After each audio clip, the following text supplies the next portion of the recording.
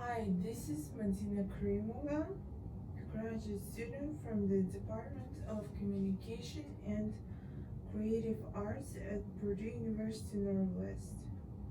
We're here in Hammond campus with Jane Campbell, professor of the English department at the College of Humanities, Education and Social Sciences.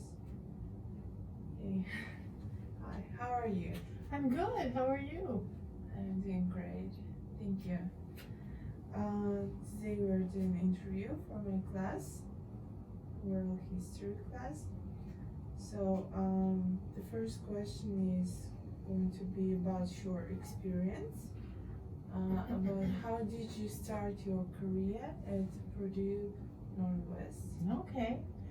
I was, at the time, I was teaching at University of Illinois, Chicago, and I was living in Chicago, and I was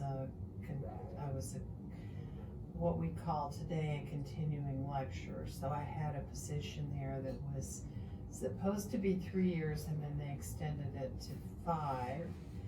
I was the director of the writing center there, and I was teaching English classes. But my time was up, and I had gotten my PhD at Northern Illinois University, so I was really excited about getting this position because I had applied all over the country, but I really wanted to stay in Chicago. And I had a friend that was teaching here, and he and another friend told me that, as they put it, it was a very exciting area geographically. Northwest Indiana was a very interesting area because of the cultural diversity, and that really appealed to me because my primary expertise is in African American literature. And I had done a dissertation in that area, and so I applied for the position and I was hired, and that was 1980. It was a long time ago. Yeah. And then I came here as an assistant professor and then moved up to associate and then finally full professor.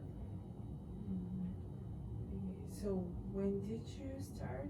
1980. 1980. I know. You weren't even alive then. I was born in 1997. Yeah.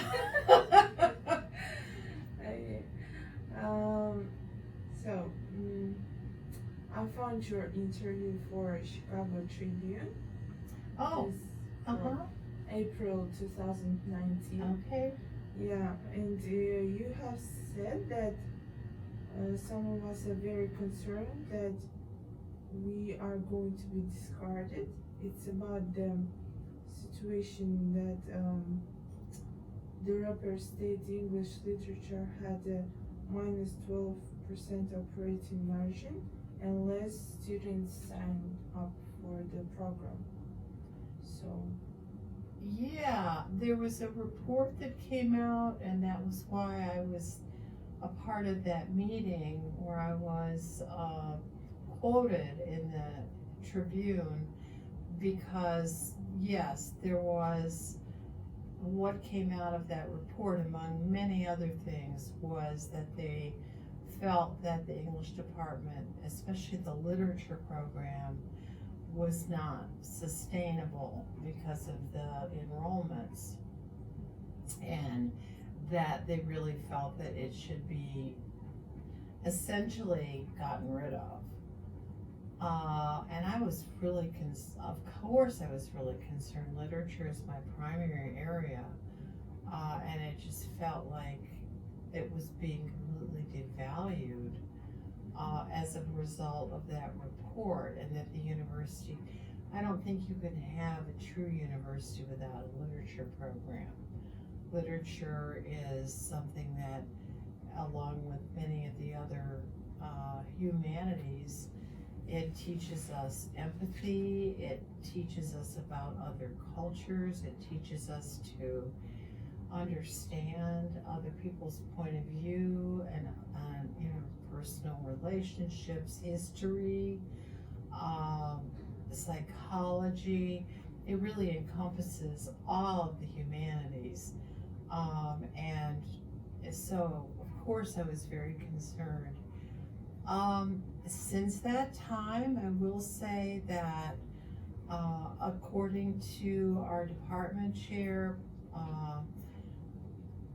Paul Hecht, we're making some changes in our program, trying to attract more students, changing some of the courses, creating more courses that have specific topical or thematic focuses instead of so many courses that are surveys, which sometimes students feel like they just have to take them and they're not as interesting as courses that focus on a specific topic. For example, in the spring, I'm teaching something called Literature at the Intersection. Intersectionality is a theory that delves into the fact that many people, especially in the United States, but really all over the world, have more than one cultural and possibly sexual and gender identity. So somebody can be writing from the perspective of being black and a woman, being Asian and gay, or having many different cultures within their makeup. And so we have a really diverse population in this area, and I felt like that course would really appeal to people, as looking at so many of us have multiple identities that interlock. So I think that things are going in a good direction in the department, and I hope that that's going to continue. So, this is all starts at the high school. So how do you think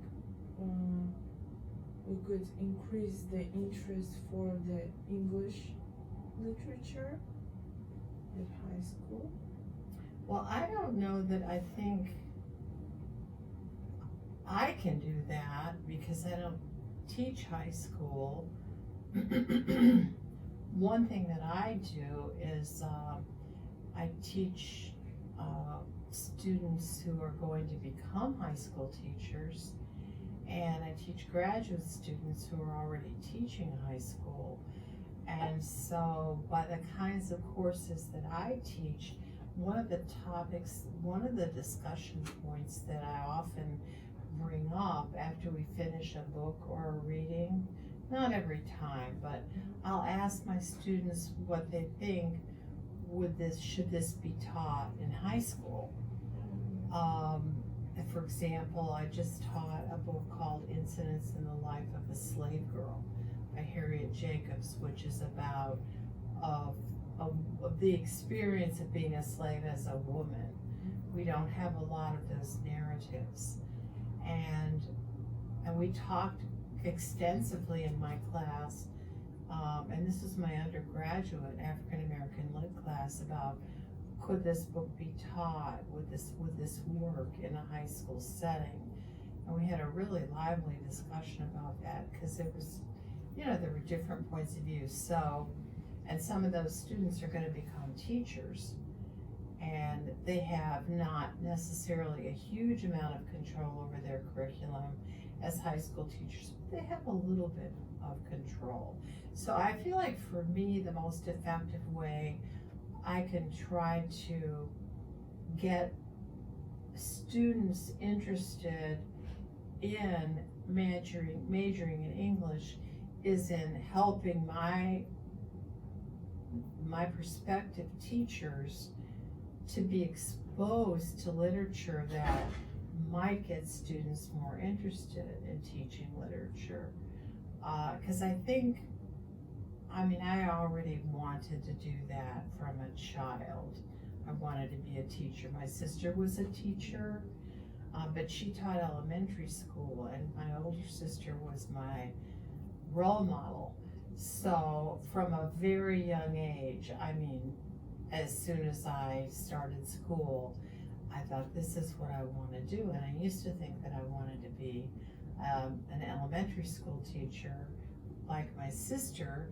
Then I thought I would be a high school teacher, but then when I was a senior in college, one of my professors encouraged me to go to graduate school where I could possibly be on track to teach college. So I know that's kind of a long answer to your question, but I don't feel, for me, it's effective to go out to the high schools and try to talk to the high school students about where they should major in literature. I don't think I don't know, I just don't see that as my role. But I do see my role as encouraging prospective teachers to teach a lot of different material if they can. And some of that's limited, because it depends. My sister-in-law teaches high school. She doesn't have a huge amount of leniency or leeway in what she teaches. I think I guess that would be my best approach to that question. It's a good question. Thank you. Could you tell me what are the career paths for the English department graduates? What are the career paths? Well, a lot of them do go into high school teaching or middle school teaching. We teach a lot of courses that can lead to other kinds of work. For example, I think English is, people need to understand that English and the humanities in general, but I'm going to speak specifically to English, should teach students to think critically and to be creative. And we have courses in creative writing, and we teach a lot. My classes always emphasize a lot of writing, and writing that asks the students to really delve into their responses to the material and synthesize things that they've read. So critical thinking is key to any career. It doesn't matter whether you're going into the legal profession or business, or certainly any kind of social service work is really helped by a degree in English, because English broadens your view of the world and of the people around you, and it creates empathy. So some of our students will go into the publishing industry. Some of them go into, I worked in public relations for a time, and most of my colleagues had degrees in English, not in public relations, because again, we emphasize writing, which is very important in that field, and we emphasize creativity. So I know that there's a book that's being circulated in my department, and I think the title of it, I read it, I think it's something like You Can Do Whatever You Like, or something like that. And it tries to show students different ways that they can take a degree in English and use that creatively, perhaps with the aid of technology, to really formulate a plan for what they can do with their lives. It's a challenging thing, because it used to be essentially when people went into English, it was because they thought they were going to teach. And that's still really true. of a lot of people, but there are other ways, there are other directions that people can take. And I just feel like, and if people know that you can write and can write well, that is a huge aid in any field, no matter what you go into. We also emphasize, I especially emphasize a lot of presentation. My students in all my classes, they have to give a presentation. That's a vital tool for any field you go into, because you have to be able to present your ideas in a coherent way and learn to be comfortable with that. Could other students from other departments take your classes? Oh, absolutely. Yes. In the spring, I'm teaching, as I said, the literature at the intersection class. That's a 400 level class, but it's open to really juniors and seniors.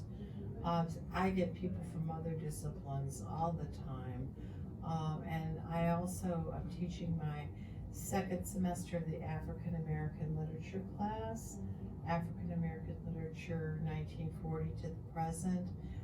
That course, really both of those courses can be used as a diversity requirement for areas, for majors where they have to fulfill a diversity requirement. It also fulfills a literature requirement. A lot of majors, communication being one of them, history another, require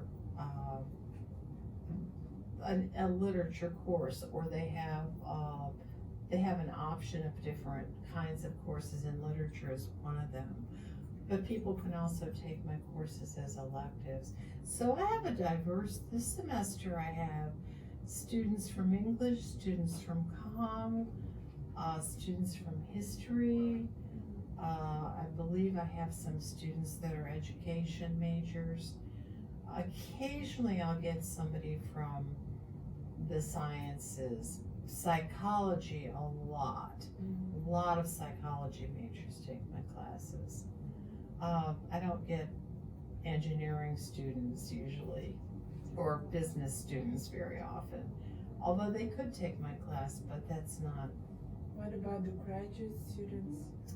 The graduate students can take my literature at the intersection, the 400 level, and I'm probably going to be trying to make that happen for some of the graduate students. We did that last semester. The other one is 300 levels, so no. But yeah. I would like to take okay. classes. Yeah, we'll talk about that. It's really interesting. Yeah. So you're a recipient of both the Outstanding Scholar Award and the Outstanding Teacher Award. So how does it feel? Oh, those were two of the proudest moments of my life. I was really happy both times. I felt very honored. When did you receive this? I have to look up at Outstanding Teacher was 1995, and Outstanding Scholar, I believe, was the following year. Let me just look. 96, I always forget. Actually, Scholar was 1995 and Teacher was 96. So I got one year and one the next. So it's been a while. Again, before you were even born.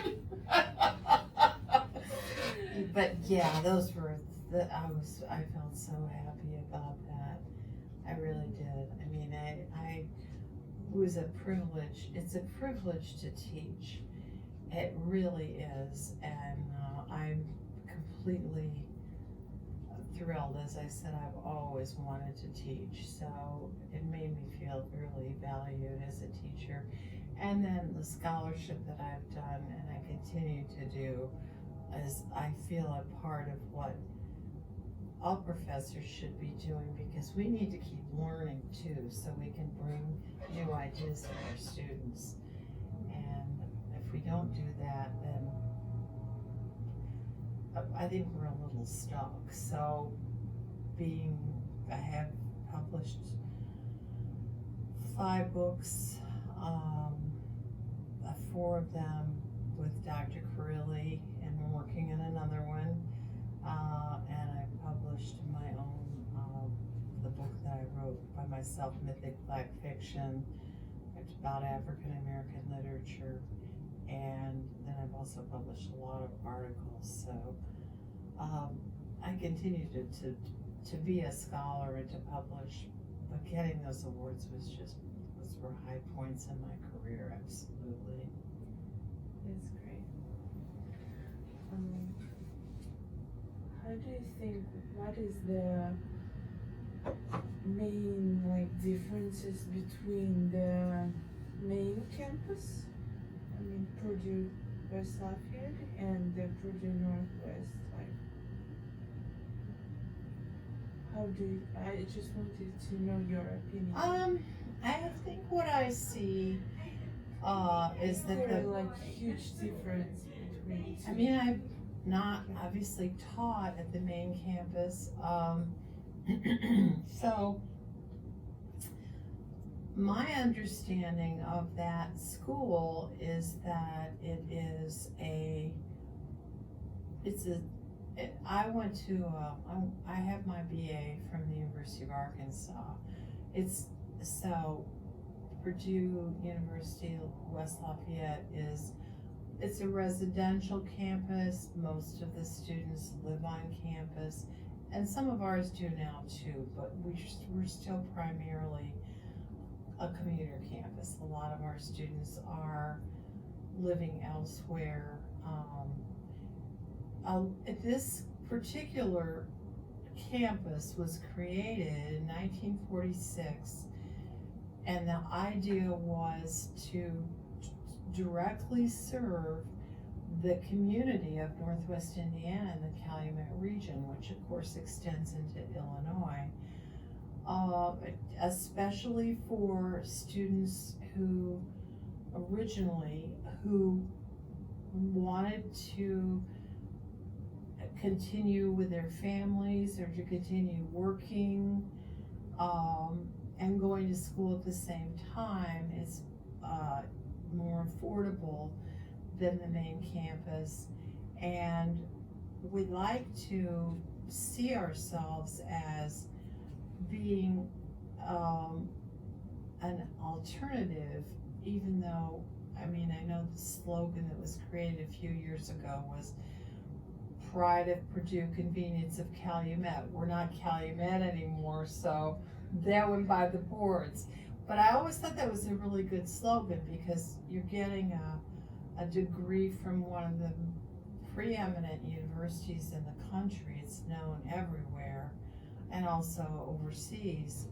But you can continue with your life if you have a family that you're raising, or you simply are not interested in relocating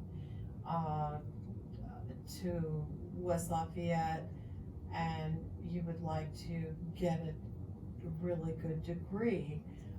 But in the last 20 years or so, maybe 15, I guess, we've also broadened our mission to include international students, and I think that's been really great for the university, because it's allowed people who are from this area to learn about other cultures a little bit, at least as much as they can, and to realize that this is a very small corner of the world. There are a lot of other places that you could live, and so I think that's been a really good,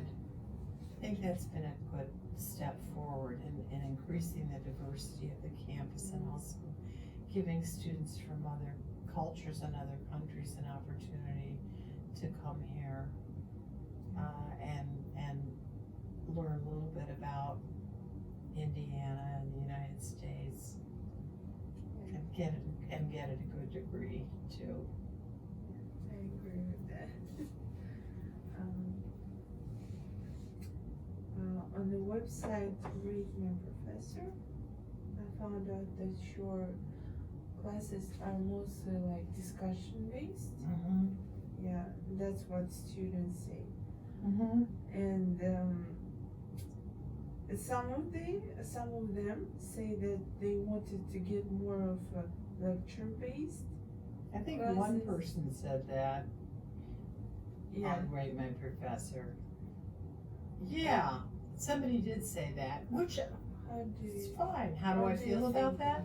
Yeah. Okay, first of all, I've been on Rate My Professor. In fact, I was just on there a couple weeks ago, so I know exactly what's there. Yeah, I understand that some people feel more comfortable in a lecture situation, and there's nothing wrong with that. And I do some lecturing. I mean, I don't not lecture, but I don't usually lecture for more than 15 minutes. And my classes are heavily discussion based. Why is that? Well, when I was in college, as an English major at the University of Arkansas, I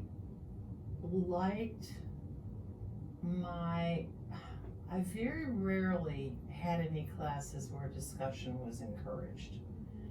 But I had one professor in particular. She was also the same one who encouraged me to go to graduate school. Her name is Suzanne McRae. She was a literature professor, and she would do some lecturing, but she actually would ask us to interpret the material. And that was very new to me, and it made me feel so intelligent, I guess, and honored that a professor actually wanted to know my opinion about something. I thought that was great. And so at the end of my last year of college, I was considering teaching high school, and I took education courses to get my degree also in education. And this was a long time ago, and even at that time, the thinking was that to keep students actively engaged in a classroom situation where they had the opportunity to talk and interchange ideas with each other was much more effective than lecturing. Because lecturing, as we know from research, people start to tune out after about 15, 20 minutes. Most people start to space out. And so even though, I'm not going to put down lecture, but it's not the way I want to teach. I want my students to feel comfortable sharing their views, because teaching literature, there is never just one way to look at a text. There are all kinds of different ways to read it. And if you talk to a creative writer like Teresa Carrilli, oftentimes she'll say, I'll ask her about something she's written, and did you mean that? Or, and she'll say, oh, I don't know, that wasn't in my mind. So I think all the classes that I took in literature, except for that one professor as an undergrad and a couple of professors in grad school, you always felt like they would ask you a question, but there was just one answer.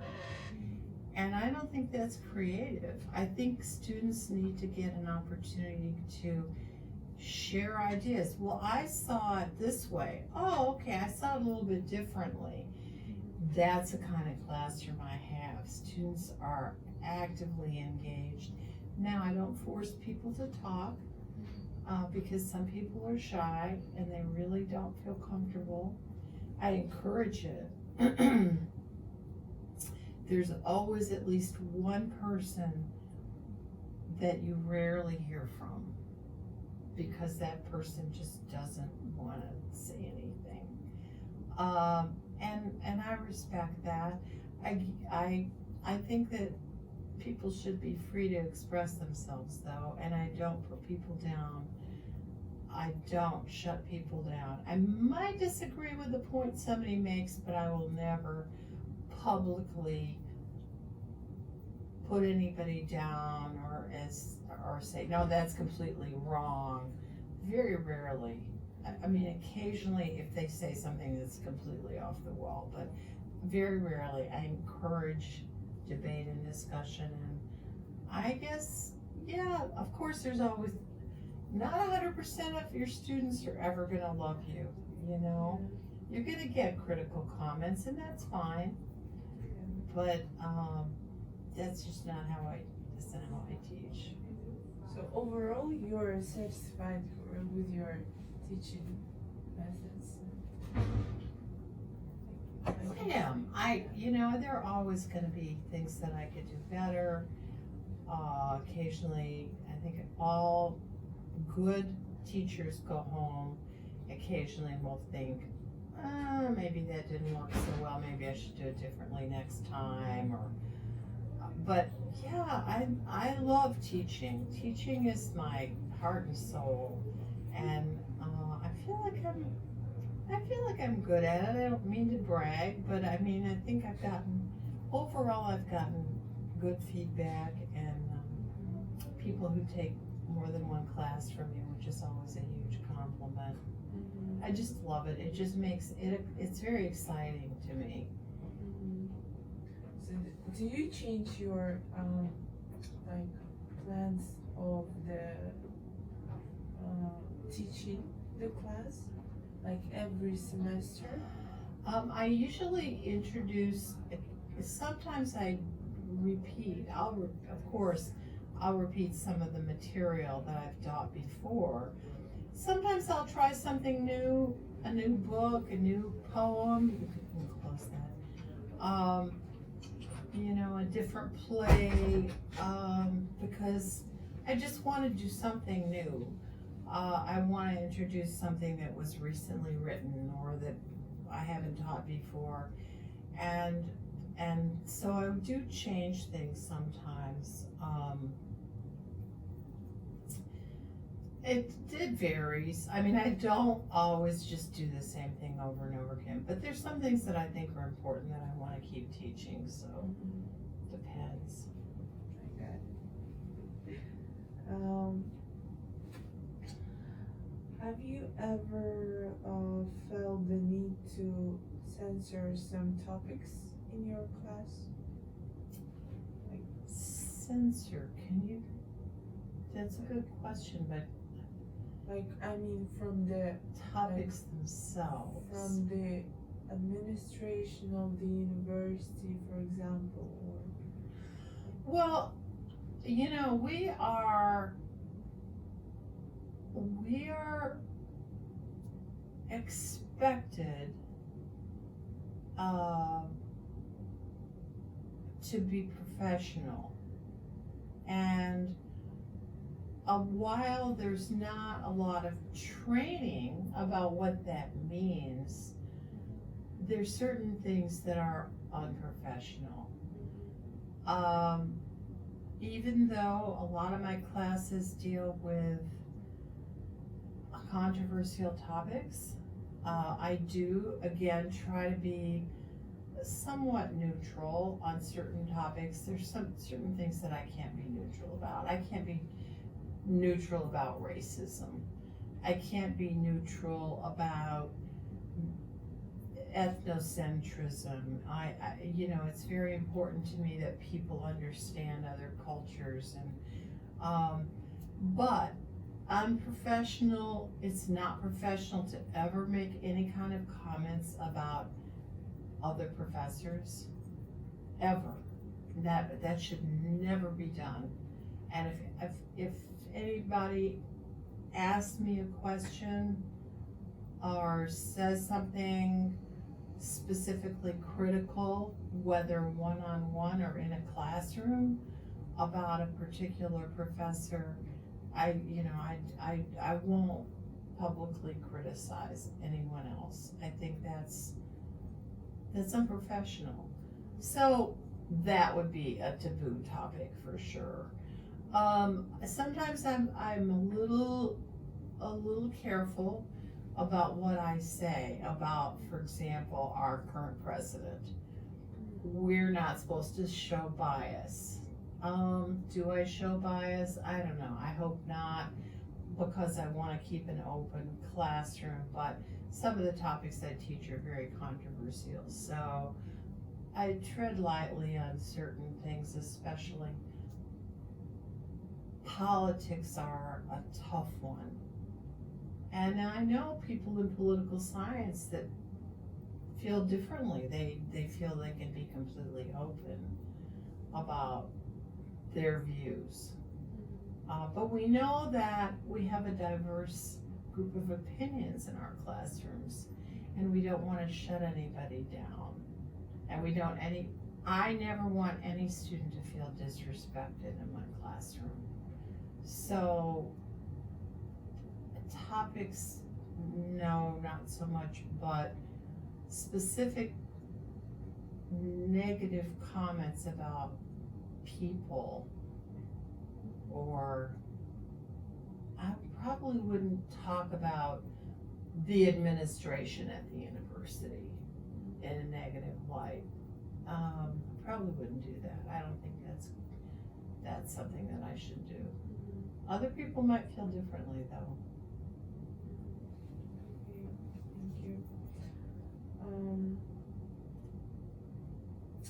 Could you tell me more about your course, English 323, Sexual Identity course you have created?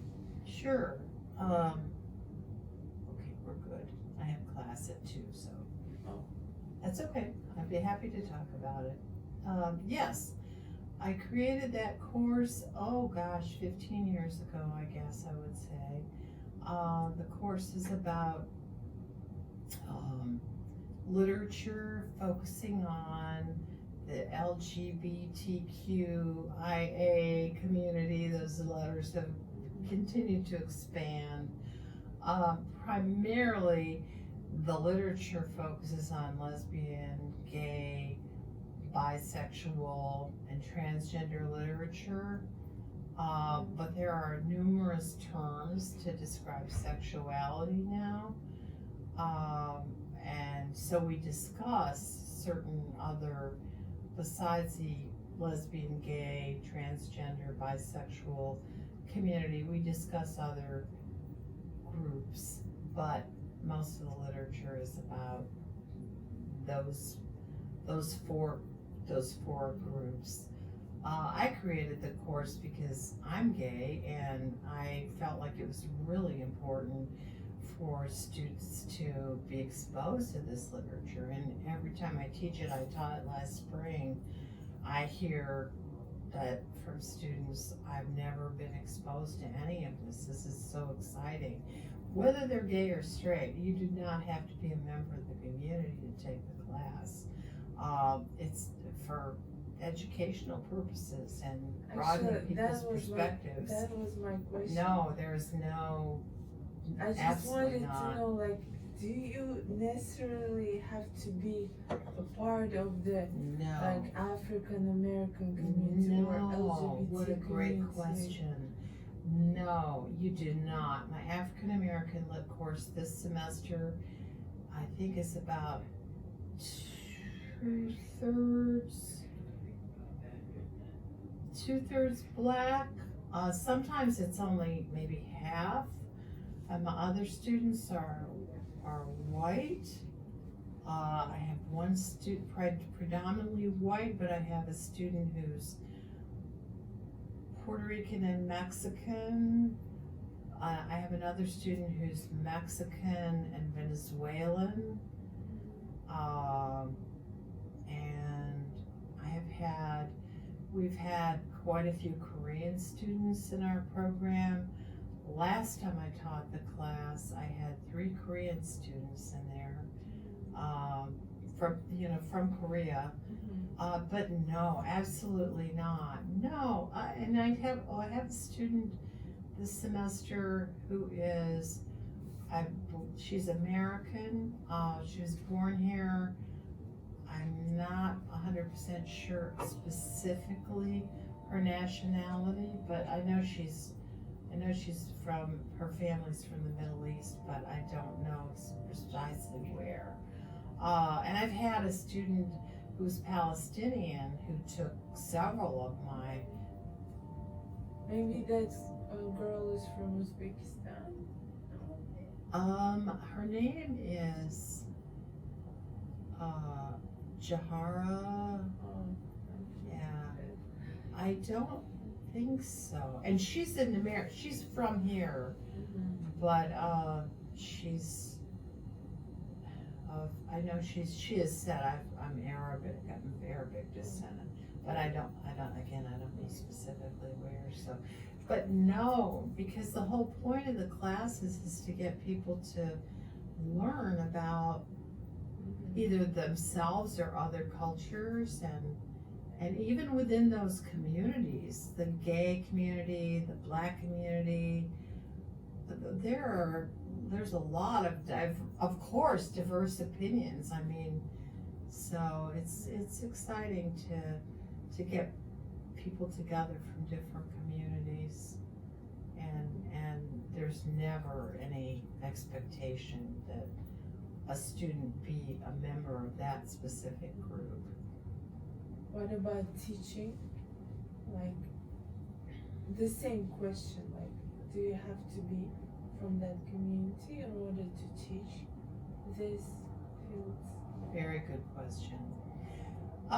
When I first started teaching African American literature, I was in graduate school. Well, actually, I wasn't teaching. I started teaching African American literature in graduate school. I'm obviously white, and I just started reading it in high school, and a friend of mine who's actually Native American introduced me to a book called Black Boy by Richard Wright, which is Richard Wright's autobiography. And I just couldn't, I thought it was so wonderful. It was the only thing I had ever read by a Black writer. And I just started reading more on my own, and I felt so connected with the literature and so engaged in the literature that I ended up writing my dissertation on that, writing my first book on that. Now, there are people who will say you can't teach Black literature if you're not Black. And I always address that with my students the first day of class. And I'll say, you may think this is African American literature. Why is this white lady teaching it? But I explain my history and how I've been involved with it for decades and how important it is to me. And usually, I've never had any complaints about my race. I also teach some Asian American literature. I have a course in international women's literature.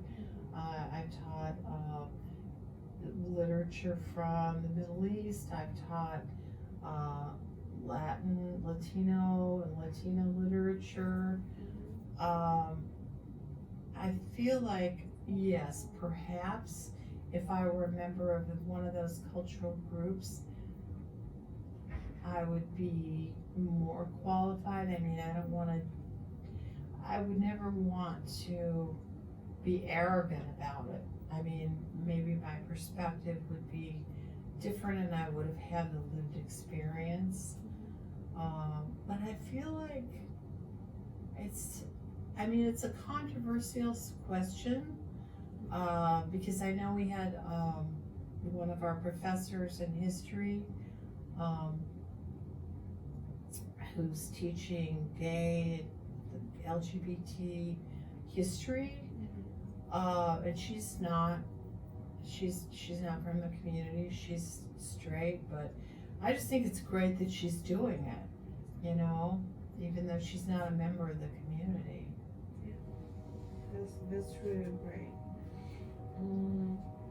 did you get the support from the university, let's say like 15 years ago, when you started teaching like LGBT literature? It was a little bit of a tough sell. I had to go. I'm gonna have to. I have to go in a couple minutes, but my class is just down the hall, so I did get a little bit of resistance because we have to take our courses through a process, and when I introduced the course was there were people on one of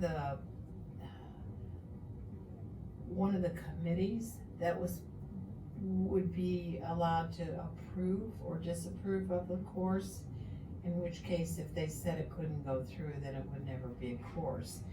There were some people who thought, not specifically that it shouldn't be taught, but they never said that, you know, but it was kind of maybe an underlying, you know how people could not say things, but you know they feel it, that kind of thing.